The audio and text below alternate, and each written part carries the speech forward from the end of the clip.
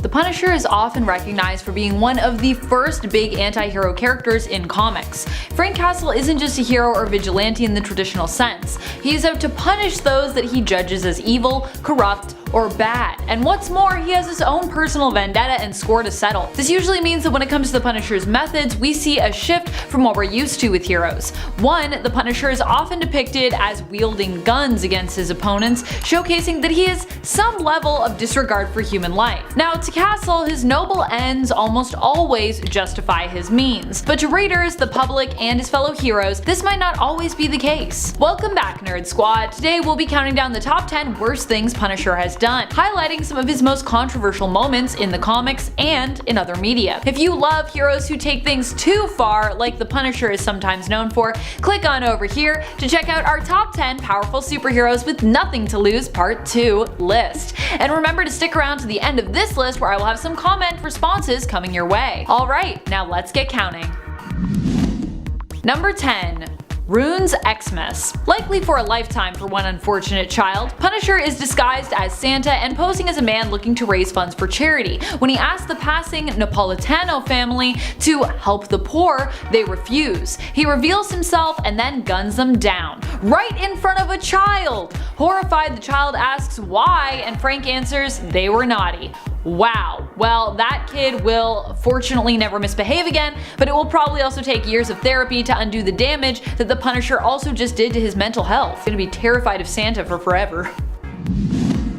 Number 9. Murders litterbugs. Although this story was later retconned somewhat in an effort to explain away the Punisher's intense and erratic behavior here, when it was first released, this behavior was considered canon. Punisher had recently returned to the streets, condemning them and their inhabitants as being worse than ever. He was out to punish those who caused any harm to others or society in general, which meant zero tolerance for litterbugs. At one point, we watch as he guns down a couple in the rain who discard a soggy newspaper onto the ground they've been using as a makeshift umbrella. Aren't newspapers compostable, Frank? I mean, I guess they take a long time to decompose, so it's still not amazing for the environment, but still. Professing in his internal monologue that littering is a crime, the Punisher fires at the couple and we see at least one of them topple over in the corner of a panel. Their fate isn't confirmed, but it's definitely heavily implied here that he just killed them for littering. Number 8. Torture research. Garth Ennis's Punisher story, The Slavers, is widely recognized for being one of the darkest ones out there. While the Punisher seems justified in taking on some of the worst and most horrible people that he's ever gone up against, and you definitely root for him, he also goes to great lengths to deal out his own form of justice here. At one point we see Castle going through medical textbooks just so he can increase his knowledge for enhanced torturing purposes. There are countless violent moments in the story that both feel justified and also make you wince as you see just how far the Punisher is willing to go to punish these people. It should also be noted that this is a mission of vengeance that Frank is actually undertaking not even for himself, but for someone who escaped these villains, a woman named Viroka, and for her baby whom her captors had killed.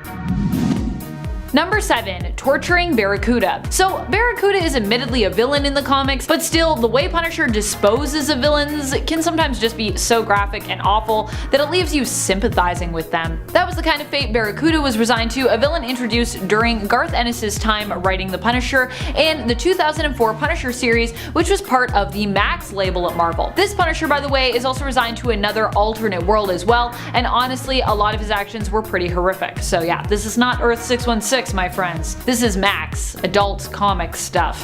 When it came to Barracuda, Castle punished him by connecting some sensitive parts to a car battery and shocking the heck out of him. Later on, he would try to kill Barracuda in an explosion, but only severely burn him. Then he would chop off both his arms and bury a pickaxe in his chest before shooting his head to bits with an AK-47. It's pretty awful, I gotta say.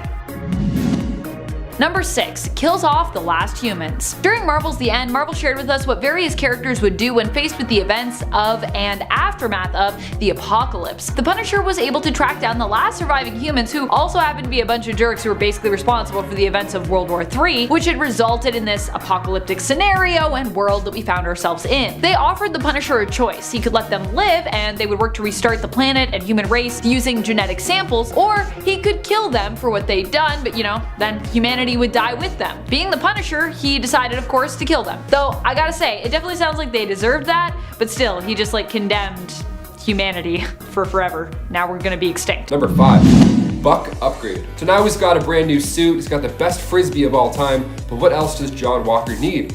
Well, how about some backup for starters? He brings back the bold urban commandos who I mentioned earlier. The Buckies, as they're referred to, wore Captain America masks, boots, pants, but they were topless for some reason. I don't know, maybe they were into wrestling growing up. John's right-hand man, Lamar Hoskins, has been by John's side since the military, so he was obviously asked to be the main sidekick, who we also got to meet in Falcon and the Winter Soldier. And he stood tall on the front cover of Captain America issue 334, and now he goes by the name Battlestar. The other two guys also got a cool upgrade. Now they're referred to as left and right winger. They were cool until they revealed John's identity to the public, and then they were kind of not cool. Left winger and right winger tried to use John's old Super Patriot tech against him, but they were eventually beaten down and arrested. So now with his identity out and about, it was only time for John to take on another super alias. This time, number 4, becoming US agent. He's back again.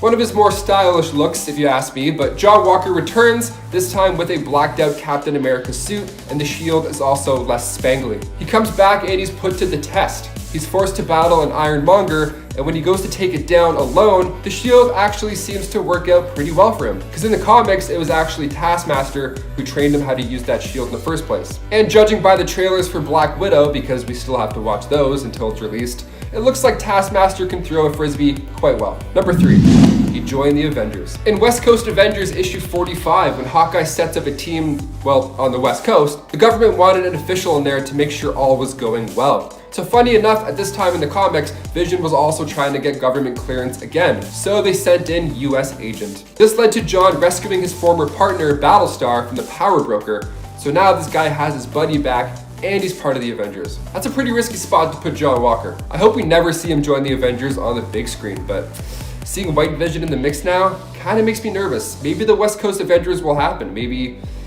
just maybe. Number 2, he joined the Force Works. After the West Coast Avengers fell apart, because naturally that's what happens when John Walker is part of the team, the costume and the shield were tossed to the side. So Tony Stark put together an all-new team known as Force Works. Scarlet Witch talked John Walker into joining the team because she honestly believed that John was the backbone to the entire squad. She kind of liked how he would run things. So he planned on running the team on tight military lines and the values of strength and dedication. So John joined the team and he wore a fancy new suit with an upgraded shield. This time it was an energy shield. John remained a member and went against the Kree, the Scatter, and the Mandarin. He was doing an alright job until he reverted back to his old ways. One mission had Force Works team up with the Avengers, and that wasn't a pleasant reunion. John Walker went into conflict with War Machine and Hawkeye, so he had to quit the Force Works as well. God, you can't put this guy anywhere. And last but not least, number 1, he took the serum. In the emotional ending of episode 4 of Falcon and the Winter Soldier, we find out what John Walker did to the remaining vial of the Super Soldier Serum. He took it. Yeah. Zemo broke most of them except for one. John talked it over with Lamar Hoskins about if he would take the serum if presented the opportunity. So when Walker he does in fact take it, and it's shown to us in a pretty brutal way. While looking for Lamar, Walker reunited with Sam, and then they were all ambushed by the Flag Smashers, Nico and Dovik included. Now, Nico held back Walker for a moment, just long enough that Carly Morgenthau would attack Walker. Now, luckily, Lamar got in the way, and then that's when Carly accidentally delivered a fatal blow to Lamar. And this caused John Walker to lash out, and it's pretty bad. He can't control himself at this point. The serum has made him powerful and even more insane. And when he's attacking Nico in the heat of the moment, he goes a little bit too far. Poor Nico. This was the same episode where he told Carly that he was actually a Captain America fan growing up, so double oof. Kicking off the list at number 10, we have the Power Broker. John Walker looked up to his older brother Michael quite a bit, especially after he sacrificed his life serving during the Vietnam War.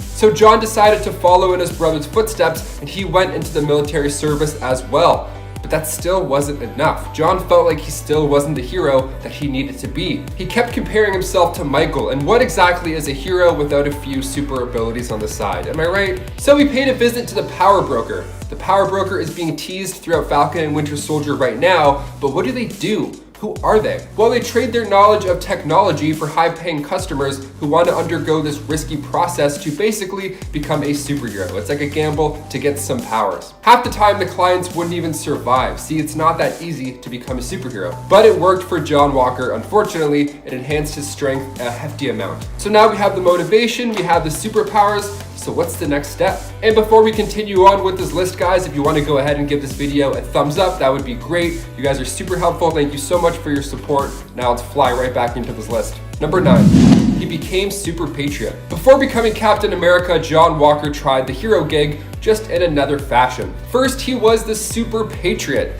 He made a spectacular first appearance in Captain America 323, and John Walker was standing up for America and its true ideals. Nice. He even chose July 4th to make his grand entrance. What a patriot. What a super patriot. So Cap walks by as this is happening when he's making his big debut, and he sees a big poster with his face on it with a big red X through the center. It's kind of like America's Got Talent. And then on the other side, we see the super patriot with a big yes on his side. Okay, that's odd.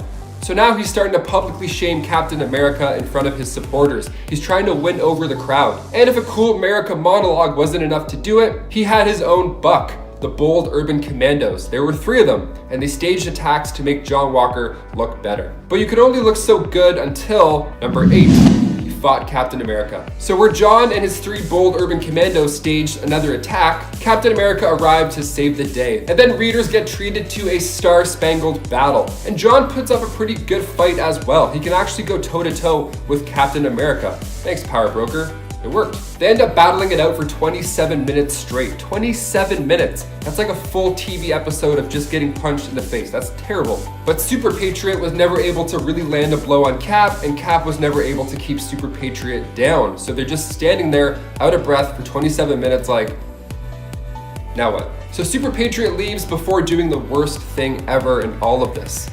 He calls Steve a loser, and then he runs away. Number 7, no rules. Captain America 332, the villain Warhead drops in via parachute with a message. Make war some more. Signed, Warhead.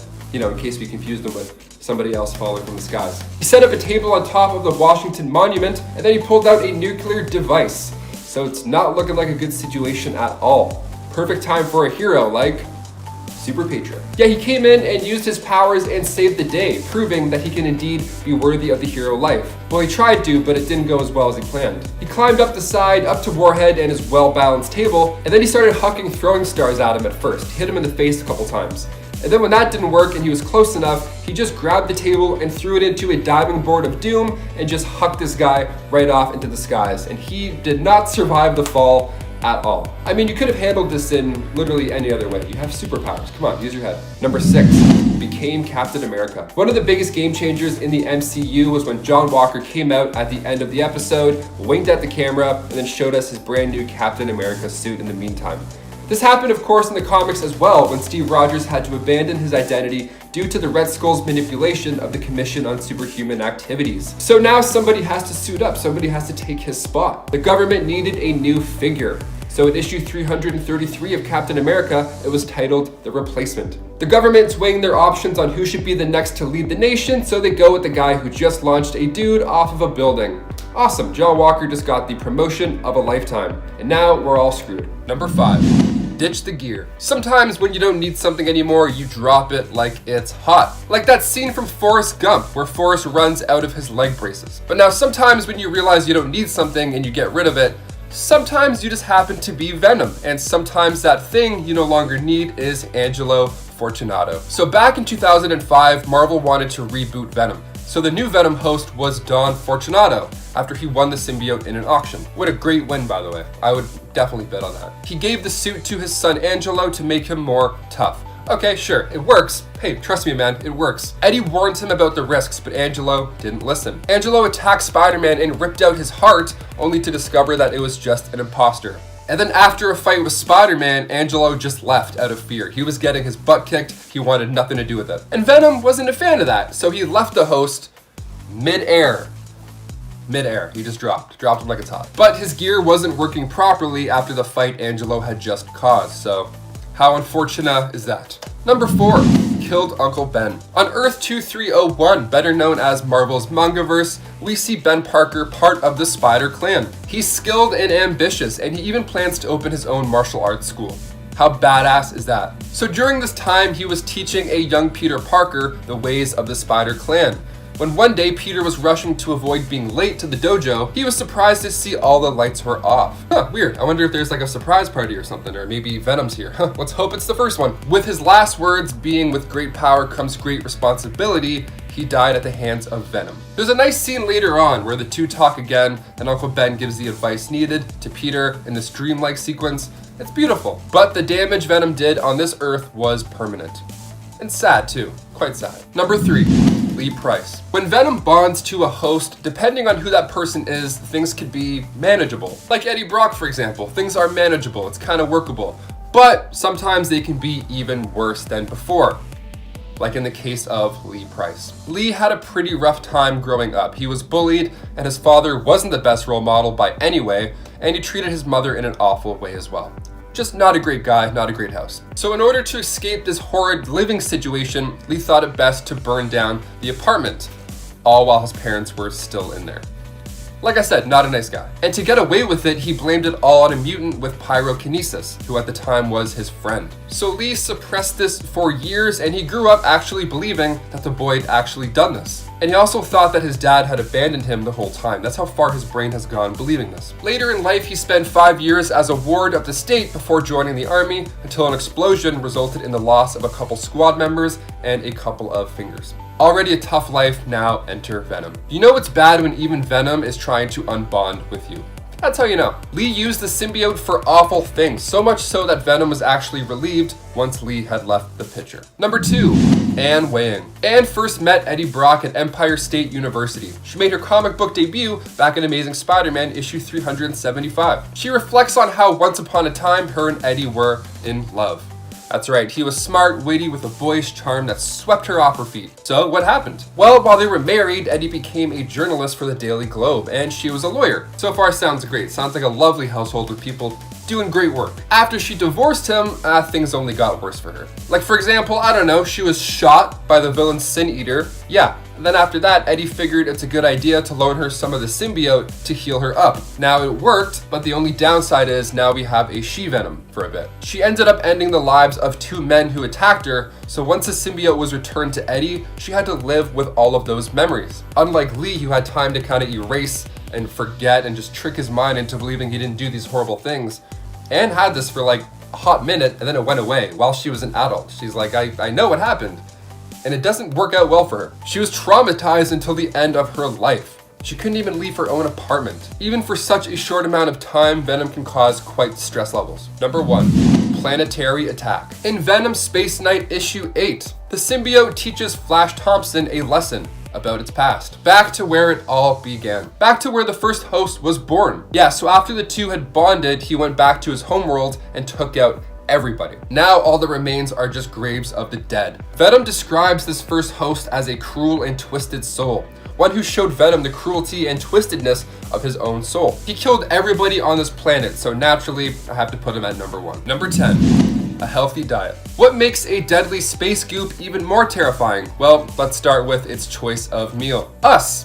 He likes to eat us and our brains. In The Amazing Spider-Man issue 333, Venom said to Spider-Man, "We want to eat your brain." Now, him just saying that to you must be intimidating enough, let alone actually doing it, which we see in Venom the Hunger issue 1. He even surprises himself too when it goes from just being a threat to an actual thing that happens. The symbiote needs to feast on brains, not just because it's yummy and fun, but because of a certain chemical found in the brain instead. Eddie isn't a big fan of this throughout the comics and often prevents it from happening by giving Venom chocolate instead. In my opinion, that's a really good solution. Offer anybody chocolate instead of anything, they'll probably take it. Because chocolate contained the same chemical, so it worked. It was a nice tasty substitute. Until eventually writers just stopped including the need for human brains for a meal altogether, which is great. Let's just do more of that, less eating brains. And before we head over to number 9, if you guys could go ahead and give us a thumbs up down below, that would be great. You guys are the best. Thank you so much for watching. Now back to our list. Number 9, pushed Peter Parker. Now when I say he pushed Peter Parker, you might be thinking, okay, well, so what? This guy just backflips off the Empire State Building for fun. So what's a push really gonna do to this guy? Well, this was an issue because Peter Parker's spider sense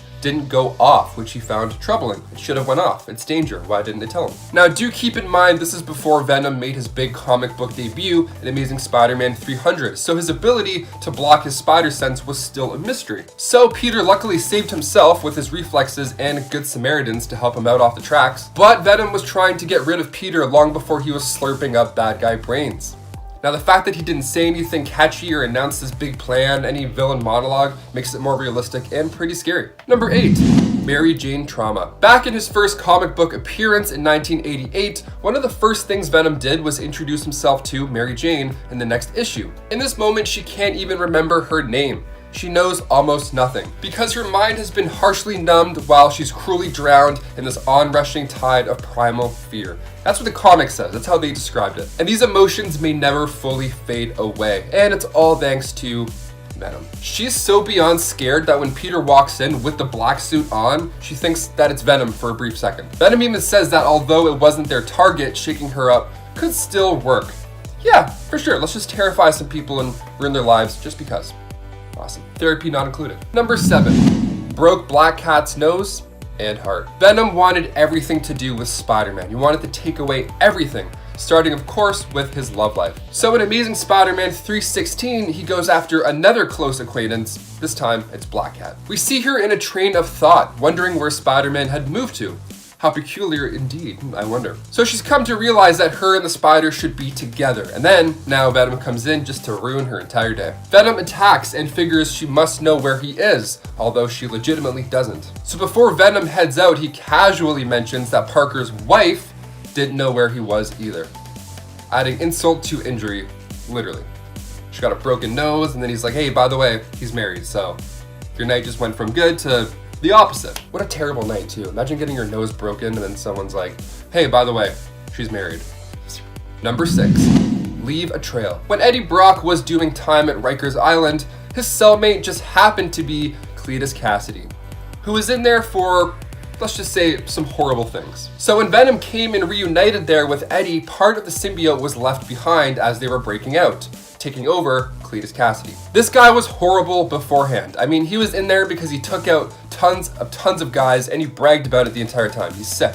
So that plus the symbiote equals Carnage. Making its first debut in Amazing Spider-Man 361, Carnage Part 1. He's one of the biggest, baddest villains in the comic, and I'm actually looking forward to seeing Woody Harrelson play him in the live-action Venom sequel. Now, while most of this can be pinned on Cletus being the main problem here, we have to add it to the list. Always make sure you don't leave any space goop behind, especially not in prison. Come on, Venom. Who do you think's gonna grab it? Number 5, brothers. Speaking of pen and stares, let's look at the fun time when Johnny Blaze and Danny Ketch both pen and stare each other one after another. Danny had been running around stealing the Ghost Rider powers from various Ghost Riders around the world to feed an addiction he had developed for said power. He did take the lives of many of these Ghost Riders. He's not a great person. So when Johnny confronted him, their battle was incredibly brutal and really cool to read, I'm not gonna lie. There was a point where Johnny causes a massive explosion that shakes the Himalayas. Now after this, Johnny went to show his brother the error of his ways by using Danny's pen and stare move on him, which is when Johnny learned of all the things Ketch had done. I guess the stare works differently for Riders, as Danny just got up and eventually did the exact same thing back to Johnny. Gotta love brotherly love. Number 4, Mojo World. When the Avengers are transported to Mojo World in Uncanny Avengers Annual number 1, Mojo tampers with Blaze's mind, making the Spirit of Vengeance believe it had created a child, which shut down Johnny Blaze's influence. Without Johnny keeping it in check, Ghost Rider will seek vengeance on all life, perceiving life itself to be a sin. Ghost Rider rides to an artificial moon and unleashes his pen and stare upon Mojo World, causing the entire population, no matter what they've done, to feel the weight of their sins. Doctor Strange manages to shield the heroes from the pen and stare, stating that they must exorcise the Spirit of Vengeance from Blaze, resetting the the curse and tempering the spirit. The heroes then attack Ghost Rider. He incapacitates Thor. Satana attempts to exorcise him but is incapacitated before she could do so. Man-Thing attempts to consume Ghost Rider but is destroyed from the inside out. And with no other options left, Scarlet Witch confronts him. As Ghost Rider charges at her, Rogue grapples him, using her powers to pull the curse into herself. Number 3. Snap. Remember that time Green Goblin took Gwen Stacy to the George Washington Bridge? You know, the whole spine snap thing? Well, Ghost Rider, Robbie Reyes, unknowingly sort of relives that moment. Robbie's classmate and bully, Guerrero, had been taking pills created by cartel leader Dr. Zabo. He created a gang with his friends called the Blue Crew. When Eli, on the pill, attacks Robbie, the Ghost Rider is actually being controlled by the spirit of his uncle, Eli, who trips Guerrero, making him fall off a bridge. Now Robbie takes back control and attempts to save Guerrero using his chains. He pulls Guerrero up with like a powerful yank, and Guerrero flies back up and lands on a metal beam back first, breaking his spine and folding him in half the wrong way. Number 2. Michael Battolino. As a boy, Michael suffered a terrible tragedy. One day, Michael's father was attacked by Johnny Blaze's Ghost Rider, who was being controlled by an evil entity at the time. But Battolino Sr. went mad after the attack and he de-lifed his wife, daughter, and himself, leaving little Michael all alone. Following that tragedy, Michael grew up obsessed with getting revenge on the Ghost Rider for what he did to his family. As an adult, Battolino struck a deal with Mephisto to become a Ghost Rider-like creature known as Vengeance, who had to be defeated, but I don't know, it feels a little hollow, as he was definitely wronged by the Ghost Rider, and I kinda take his side here, I don't know, what do you think? And in at number 1 is Zarathos. As commenter Rodney Lindsay made note of pointing out in part 1, the greatest sin Johnny Blaze, the Ghost Rider, ever made was becoming the Ghost Rider at all, by making a deal with Mephisto. Johnny became bound to Zarathos, the spirit of vengeance, after making a deal with the demon Mephisto to spare the life of his surrogate father, Crash Simpson. While this was an act to try and help another, it ultimately was a ruse, as Crash passed on anyways, and now, with the power to control Hellfire and to inflict pain on those he deemed evil, Johnny would go off trying his best to be a hero, but treading a much more darker path, taking lives of sinners and leaving some as empty husks of their former selves, allowing him to make the bad decisions he has made in both parts of this list so far. Number 10 formed the Avengers. If you thought Nick Fury brought the Avengers together, then you might be surprised to hear this. In the comics, however, it was not Fury's plot that brought all of Earth's mightiest heroes together, but Loki's. Granted, Loki hadn't planned on doing so, and in the end it actually resulted in way more trouble for him and many other villains in the Marvel-verse besides than he could have ever imagined. Loki was the first villain the team would come up against in Avengers issue number 1, and the villain who would unite them together, much like in the MCU actually, but with less scepters and invasions and with more tricks and illusions and like magic. Loki tricked the Hulk into destroying a train track, thereby endangering human lives. And although no one was hurt because the Hulk actually saved everyone from his own breaking of the train track, the people still saw the Hulk as a monster, and it was this event that brought the Avengers together. In the end, it was revealed that Loki was behind all of it, and the Avengers ended up uniting to defeat him. So yeah, this was one of the worst things Loki kinda did to himself even. That's super tricksy. Number 9, United Villains. It almost felt like Loki was trying to make up for doing something really good for the heroes in the world, and for, you know, causing a bunch of harmful things for himself when he brought the Avengers together with this plot. During the Acts of Vengeance crossover, Loki, under the guise of a businessman, used his skills as a master manipulator to bring together the Prime Movers, a very contradictory team of powerful villains who all hated the Avengers and heroes in general, and sought to destroy them by attacking them with less conventional villains. The team was made up of Dr. Doom, Kingpin, Mandarin, Wizard, Magneto, and Red Skull, and their plan was actually pretty solid. It sounds like it wouldn't work, but it actually worked pretty well. However, even Loki couldn't manage to keep the group together, and they ended up breaking up, mostly due to everyone's mutual hatred of Red Skull. Which, yeah, I get it. Also, when you put Magneto and Red Skull on a team together, I mean, what do you expect to happen? They're obviously gonna break up. It's a terrible match. Number 8. Thor croaks. Are we going to talk about the frog thing? You bet we're going to talk about the frog thing, because this is a part 1, so we gotta talk about it. One of the most bizarre and yet great schemes Loki has committed to date was when he devised to have Thor turn into a frog in order to get his do-good brother out of the way so that he might rule Asgard in his place. Not only is this awful because turning your brother into a frog is never a nice thing to do, but we aren't just talking about anyone here. This is Thor. The transformation was even worse for the god of thunder, who often prides himself on his prowess and strength as a warrior. As a frog, he was robbed of his natural sense of courage and his eagerness for battle initially, and as Frog Thor, he had to rediscover this before eventually, of course, being returned to his standard form and getting revenge back on Loki, because that's how this always goes, unless we're in like an alternate Earth. Number 7 was defeated? But how can this be the worst? Well, because it put Loki in a position of great power, and he would have gotten away with it too if it wasn't for his meddling brother Thor.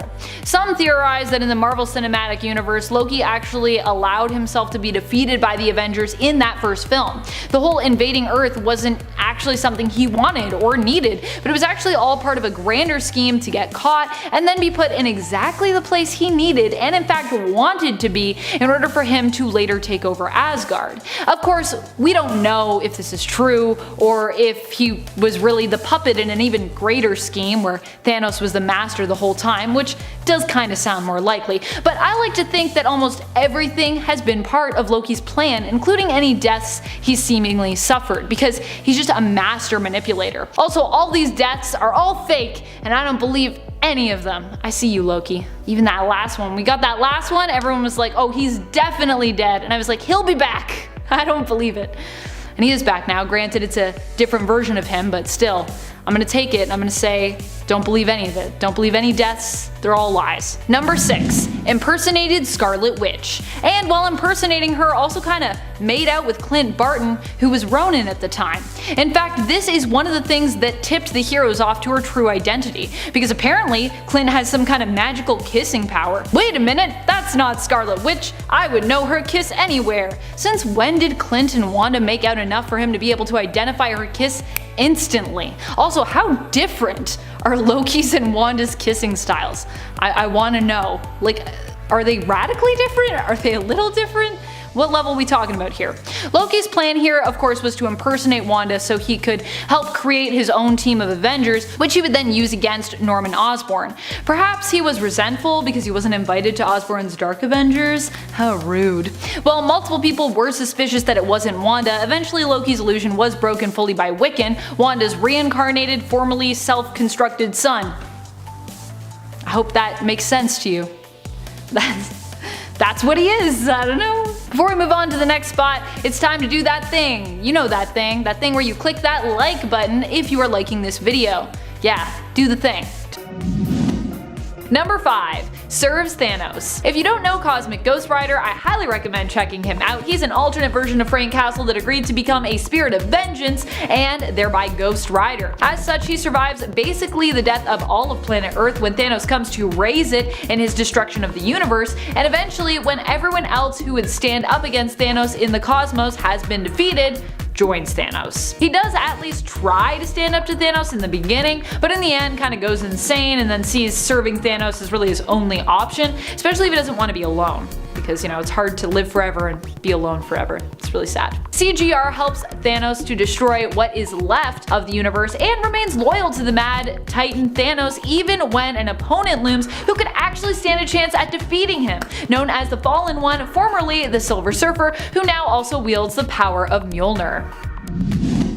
Number 4. Raised Thanos. Or at least he attempted to anyways. This heinous act, which doesn't inherently sound too heinous, truth be told, came to us from the alternate reality that Cosmic Ghost Rider belongs to. Later on in CGR's story, he is granted the opportunity to travel to any time and place that he would like via Odin. This twisted version of Frank chooses to travel back to the moment when Thanos was born. CGR attempts to use his pen and stare on the young baby, who it doesn't work on because, baby Thanos is still at this point innocent and is yet to become corrupt. corrupted. Although I gotta be honest, does the penance stare really ever work for Ghost Riders? I feel like I see it fail more times than it works in comics. CGR, instead of killing baby Thanos, decides then to raise baby Thanos himself, hoping to alter the future by teaching Thanos to be good. He later runs into the future version of that baby Thanos, all grown up, and learns that raising Thanos led to an even worse alternate future for Earth, where people are imprisoned by this Punisher Thanos, kept in camps, and killed if they choose to step out of line when it comes to Thanos' plan for enforced peace on Earth. Basically, without meaning to, Frank actually created an alternate reality where living on Earth is kinda like living in hell. Number 3. Executions. While it might not be as bad as condemning Earth to the fate of his adopted son, Punisher Thanos, I personally find this gruesome depiction of the character even worse. This take on the Punisher and his actions comes to us from the 2005 Punisher video game. Here you gotta play as Frank Castle beating up targets to secure key information before executing them. The adults-only rated game was described as having over 100 unique executions for fans to choose from.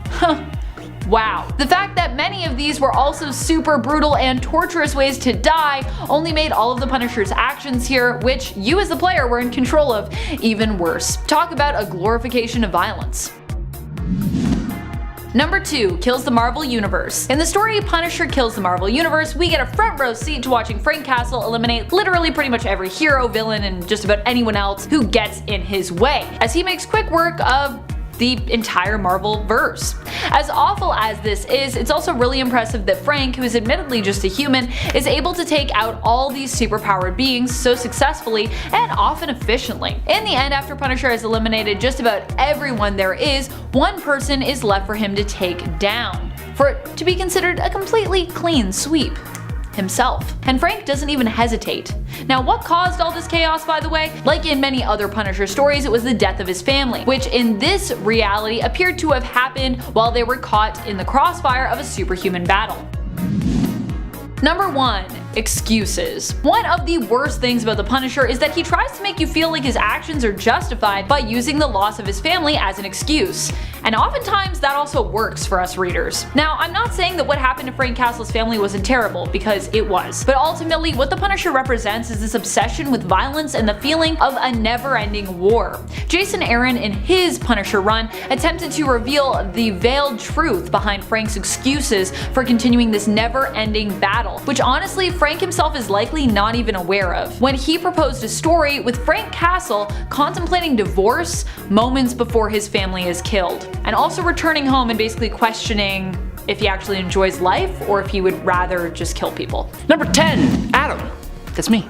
Wow. Say what you want about Spider-Man, but he is a hero through and through, and sometimes he needs to remind others how to be just that. In Spider-Man number 7 in 1990, Spider-Man and Ghost Rider are working together to defeat Hobgoblin. A kid named Adam gets grabbed by Hobgoblin, causing Spider-Man to look for a less direct approach. He barrels straight into Hobgoblin on his motorcycle, hitting Adam as well. Spider-Man gets to Adam before he crashes right into a wall. As Ghost Rider gets his hands on the unconscious Hobgoblin and is about to do his penance stare on him, Spider-Man interrupts him, saving Hobgoblin and giving Ghost Rider an earful about what it means to be a hero, sending him walking away in shame. Number 9. Dr. Druid vs. Ghost Rider. I think we can all mostly understand the frustration of heartbreak in some form or fashion, but I don't believe most of us turn into a spirit of vengeance when we find out our significant other has an affair. Okay, maybe some people do, but we mostly all practice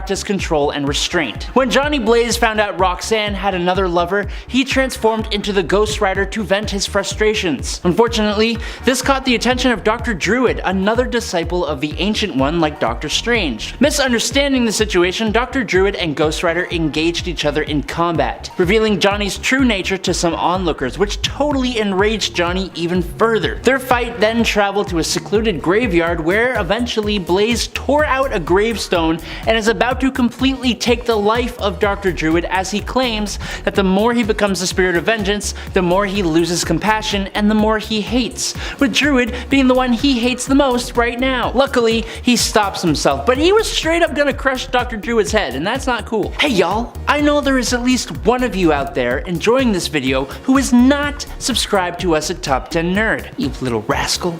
slap that subscribe button so I can keep doing this list. Anyways, in at number 8, a whole prison attacked. There are a lot of morally gray heroes who have absolutely no issue with ending the lives of those who commit crime. But ending one's life is still ending one's life, and it's why for some heroes it's a hard line you just do not cross. In Ghost Rider's case, instead of de-lifing some people, they suffer a much worse fate, having their very souls burned with hellfire, leaving them an empty husk. Now, there is a prison called, non-ironically, Fresh Kills Federal Penitentiary on Staten Island, where the most callous criminals are kept. After being forced into the Ghost Rider by the villain Blackheart, Johnny Blaze races towards Fresh Kills Penitentiary, where he bursts inside and fries the inmates with hellfire to burn away their evil. Although Blackheart says it's not enough. Humans always return to their evil ways no matter what penance they do. So Ghost Rider is convinced by his words and proceeds to de-life the inmates instead. I don't know, what do you nerds think about this one? I still think it's bad. Number 7, Elliot Franklin. Okay, I don't like clowns. Maybe it's a bit of a ridiculous fear.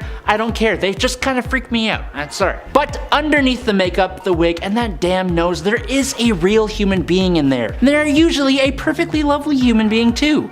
Usually. Elliot Franklin grew up with his father inspiring him to be an incredibly successful clown so he would want for nothing. But unfortunately things didn't pan out too well and Elliot had to turn to a life of crime just to get by, joining the circus of crime, and eventually becoming its leader, bringing him into conflict with Johnny Blaze in Ghost Rider Volume 2, Issue 73. What the Ghost Rider didn't know is that Elliot was actually a good guy at heart, and he was even trying to lead the circus into being caught. Unfortunately, no one told Johnny, and he used his hellfire on Elliot, making him relive his personal hell and reducing the clown to a weeping, bumbling, sad man, the guilt of which reverted Ghost Rider back into Johnny when he realized the truth. Number 6, use the penance stare on Doctor Strange. The penance stare takes all the pain and hurt an individual has inflicted on others with their sinful ways and inflicts it all back on that individual, usually leaving them a husk of their former selves. It's kind of terrifying. So it was kind of shocking that during an altercation between Johnny Blaze and Dr. Stephen Strange, the Ghost Rider used the ability on him. It is worth noting a few things here. 1, Ghost Rider believed Strange to be Lucifer, which he wasn't, kind of making this whole thing worse to do, honestly. And secondly, Johnny was almost fully possessed by Zarathos when it happened after suffering a massive attack from the Sorcerer Supreme. It was after the stare was performed and Strange was on the edge of life that Blaze realized this was not Lucifer. This is why you always double check someone is in fact a demon before you use one of their most powerful moves. Just a note for future reference. Number 5, betrayed Thor. Was anyone surprised? No, not even Thor was surprised on this one, but it didn't make it any less awful. This moment comes to us from the Marvel Cinematic Universe. In Thor Ragnarok, after Loki and Thor finally seem to be willing to put the past behind them and work together for once to save Asgard, Loki decides to betray his brother yet again. He plans to alert the authorities and have Thor captured in exchange for a hefty reward, meaning that Thor would be likely eternally imprisoned and trapped on Sakaar, which would also leave Asgard eternally doomed with Hela in charge. Easier to let it burn, Loki says, before Thor reveals he was expecting the betrayal and tases him remotely. Number 4, tried to fool the X-Men and almost succeeded. During the 80s, Alpha Flight and X-Men had a team-up 2-part story, which of course started with both teams fighting one another, but all due to a greater misunderstanding. And yeah, actually Alpha Flight during the 80s was a big thing. It was huge. We don't talk about Alpha Flight much anymore, but they were a big deal back then. Loki was up to some sneaky business here where he was trying to convince the northern gods that he was,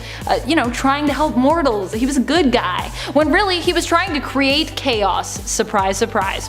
He had a fire fountain at his disposal, which not only sounds super flashy, but also granted magical clothing and cool powers to mortals, as well as I believe eternal life. The X-Men ended up in the city containing the fire fountain after their plane went down and crash landed.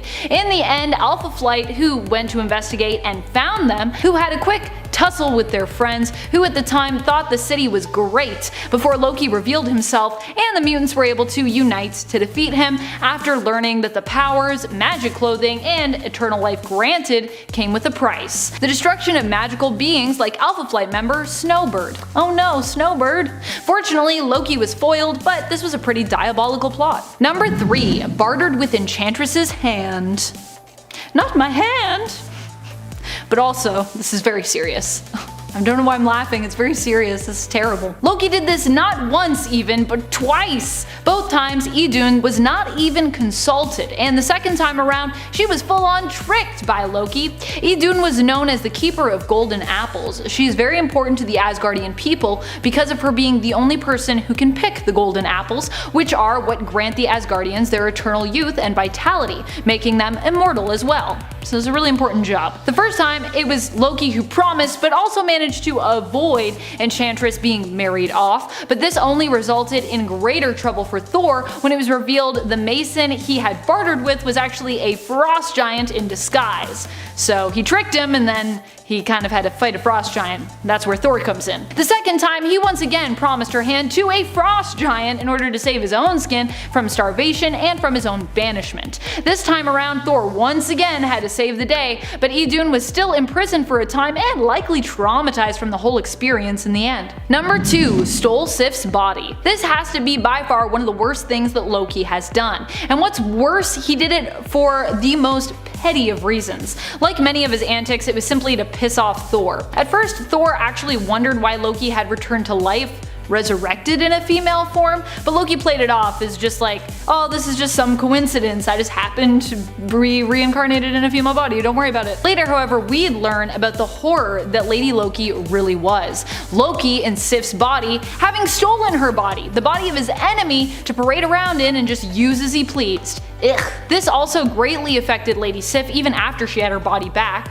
She remarked how even though she was supposed to be this strong and fearless warrior, she found herself trembling at the slightest unknown shadow, terrified that Loki was lurking around a corner waiting to return and claim her body as his own. Ugh, I don't like that. Number 1. Killed his younger self. Kid Loki was one of the best versions of Loki we'd ever got. And by best, I mean the most honest, the most true, the kindest, the most heroic. He was a trickster, but a seemingly innocent one, a nice one. Kid Loki was on a path of redemption. He was basically a hero, but not even Loki could let Loki redeem himself. Seeing that no one would ever see him as anything other than the god of lies, no matter how much good he did, King Loki took out revenge on everyone around him, eventually even killing his own more naive persona and self, Kid Loki. Or really, more younger Loki at this point. Basically, Kid Loki is like a younger version of King Loki. It's all Loki, but yeah, killed the nicest Loki. Sad. Disagreeing with Deadpool is dangerous, even if it's just over movie opinions. In Deadpool Merc with a Mouth 5, Deadpool blasts a guy for saying that the prequel Star Wars films are better than the original trilogy. Literally, the soldier says 2 sentences and then he never speaks again. Technically, Deadpool was probably eventually going to off the soldier anyways, as he was part of a secretly evil organization, but I still think that if I were ever to come face to face with Deadpool, any opinions I have of pop culture, I'll keep them to myself. In the record-breaking 2016 film Deadpool, a big focal point of the movie is Wade's relationship with his fiancée Vanessa. They are very much in love and she is more than capable of keeping up with Wade's wacky personality and humor. Unfortunately, when Wade gets the cancer diagnosis, he decides to leave Vanessa without warning. He did it so she wouldn't have to watch him die, and I get where he's coming from, but leaving in the middle of the night with no explanation isn't the best way to do it. Wade signs up for an experimental treatment. It's torture, basically. They are trying to wake up any dormant genes. Goodness, he actually has some and survives. At this point, Vanessa still doesn't really know what's happened with her fiance and finds out in maybe the worst way possible. The person who is torturing Wade kidnaps her and she's stuck in the middle of a bloody battle in a battered helicarrier. Eventually, the pair reconcile after it all ends. If something is going to help or benefit Deadpool or someone he loves in some way, Deadpool's going to take or do it. In Deadpool Volume 3, Issue 4, Wade Wilson finds out that everything in him has broken down. His healing factor isn't working as well and getting worse every day. Wade has a serious form of cancer, and the only thing keeping him alive is the healing factor. Without it, he's dead, no pool. There is hope though. He has high amounts of gamma radiation that has slowed down his cellular degeneration. To fix that, he needs to get the gamma radiation into every part of him to balance out all the energy. The quickest way is to find gamma radiation that is attached to an organic base so that it will merge with the body better. Basically, he needs Hulk's blood. When he gets to the Hulk, he comes out a little strong. The Hulk is not willing to give up his blood, so the pair battle it out. The thing with the Hulk is, you can attack him as much as you want, but it's hard to make him bleed. Deadpool makes the Hulk a pincushion, trying to get the red stuff, or in the Hulk's case, the green stuff. Until finally, Deadpool uses a very big, broken, sharp pipe. Deadpool gets what he was coming for. Ouch. It turns out that it doesn't really matter who you are. If Deadpool needs you in the line of battle, you're at the front. Even his own daughter. This villain called Madcap was running around the city pretending to be Deadpool, creating chaos and dragging Deadpool's name through the mud. The only person allowed to do that is Deadpool, so this Madcap guy, he's gotta go. But how do you lure someone like that out? To steal an example from Deadpool, remember in Jaws when they put blood in the water? This time, the blood is Deadpool's very young daughter. There is a plan in place, so when Madcap shoots at her, in comes our boy Quicksilver to transport her to safety. So she's fine. She gets taken to a car that will transport her and her mother to a safe house far, far away. But it could have easily not been fine. Personally, I don't think I could put my own family in harm's way like that, but I guess that's why I'm not the merc with a mouth. After you're reassured the kid is safe, cut back to Deadpool and there are bullet holes in the wall where his daughter just was. It was a close call. We were a couple milliseconds away from a disaster, or possibly even an Age of Ultron kind of ending for Quicksilver. Hearing the word Hydra as a Marvel fan, you immediately kind of go, oh, this person is a bad guy. But that's not always the case. What would you do to support your family? Turns out some guy named Bob would join Hydra for the benefits and a stable paycheck. To be clear, Hydra Bob is not 100% on board with Hydra or their mission, but he is all in for the dental care. Deadpool found him one day while he was in a bind and forced Bob to help him out. And from that day forward, a beautiful and destructive friendship was born. While Deadpool isn't always the one hurting Bob, he is usually part of the reason why Bob is stuck in the fight anyway. Deadpool has gotten the poor guy shot multiple times, multiple places, chased by dinosaurs, and even been the cause of giving him scurvy when they played pirates and then got lost at sea for 6 weeks. There has been a lot of mental trauma too. We have to remember that Bob is just a guy, a regular human guy, even described as a cowardly human guy. So having to reattach Deadpool's head, plus have everything happen to you that was previously listed, I hope Hydra's benefits included therapy. Deadpool, if you are listening, please release my man Bob. Please stop hurting him. Deadpool is a major Captain America fan, which is a good thing because the Captain is a very good role model. He's a very good citizen, a positive influence on Deadpool. But there was that weird time in Cap's life that no one likes to talk about, the Hydra phase. Hydra Captain America having a super fan Deadpool at his disposal is a thing of nightmares. It is also the reason why Agent Phil Coulson's life was cut short. Agent Coulson originated in the cinematic universe and he was a quick fan favorite, so loved that he entered the comic universe. In Deadpool Volume 6, Issue 27, Coulson starts to rightfully grow suspicious of Captain America and begins to investigate him. Cap, of course, finds out and sends out Deadpool to take care of Coulson. Deadpool holds the Captain in such high regard that he doesn't even question the mission, he just gets it done. It's brutal because Agent Coulson is a well-loved character, but also if he hadn't died, maybe everything wouldn't have been so terrible later. There's no mind control here or anything. Deadpool literally just did it because he adores Captain America so much. It's great to have heroes, but you can't just follow them blindly like this. Coulson, you will be missed, but not for long. He was revived in 2019. It pretty much goes without saying, but here I go again. Deadpool has limited morals. If it benefits him, he's gonna do what he needs to do. In this particular case, it involves a completely innocent civilian. In Deadpool Volume 5, Issue 11, Deadpool is going after a shapeshifter. This is tough because the shapeshifter makes it look like Deadpool is trying to attack superheroes. That looks like a problem, so in steps Daredevil. At one point, Daredevil is chasing Deadpool, who is chasing the actual bad guy. To get Daredevil off his back, Wade Wilson chooses probably the worst option and shoots random innocent guy in the leg. Not a fatal shot, but it could have been fatal if the guy was not taken to the hospital immediately. Deadpool knows that Daredevil is going to stop and help the man,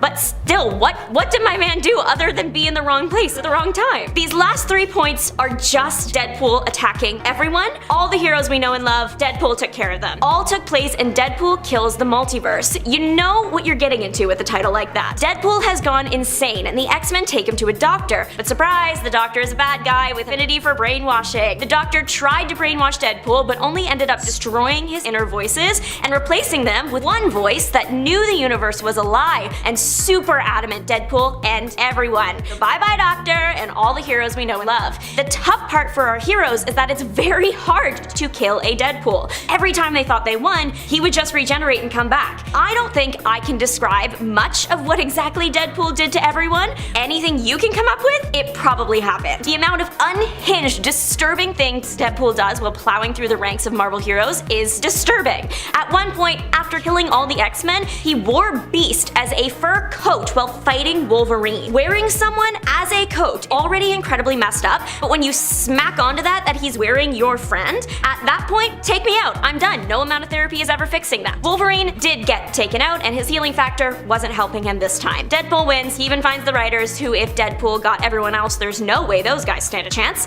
And it turns out, our universe is next. Stressful. Deadpool Killustrated is a similar idea, comes right after, but instead of limiting himself to just Marvel, Deadpool branches out to what he believes are the sources of Marvel characters, other literary characters. Deadpool's first round of painting the universe red didn't stick, apparently. In order to stop the constant cycle of death and resurrection and suffering, Deadpool travels to other universes to eliminate classic characters. If those classic characters never existed, then creators wouldn't have been inspired, and then comic characters would have no base and then therefore disappear. If he can't get to the heroes themselves, then he can at least end the idea of them. So Deadpool goes into the nexus of all realities on a mission to that. He takes out beloved characters like Moby Dick, Dracula, the characters of Little Women, and Pinocchio, plus more. Quite heartbreaking, because what chance did the Little Women ever have against the Mouth? Though Deadpool completely destroyed everything, Sherlock Holmes saved it because he made sure to remember it all. So because one person remembered the stories could come alive again. There is a third round in the Killogy. Deadpool kills Deadpool.